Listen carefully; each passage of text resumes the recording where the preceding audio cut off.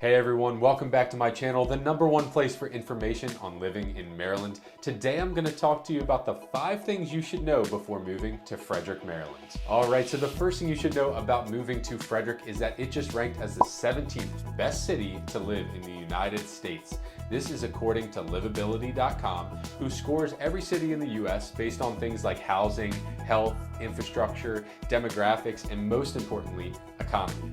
And that brings us to the second thing you should know about living in Frederick, and that is that the population is growing. You always want to see a growing population in your city because that's a sign of the city's health. And I think one of the main reasons that their population has grown so much over the past 2 years is that they are a remote-ready city.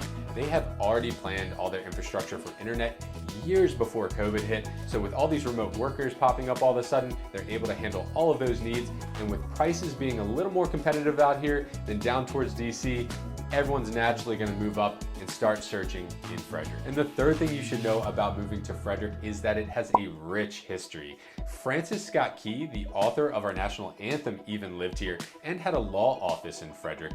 And not only that, there is so much Civil War history that's tied to Frederick that I can't even begin to scratch the surface here. So if you're a history buff or you love early 1900s architecture and townhomes, Frederick may be the place for you. And the fourth thing you should know about moving to Frederick is that they have all kinds of cool events throughout the year. And one of the coolest things they do is called Alive at 5. It's a live concert series that runs May through September every Thursday at 5. Right on Carroll Creek, you have live music, you have local vendors, and everyone comes to check it out from all over Maryland. But if you're living in Frederick, this is just an extra perk.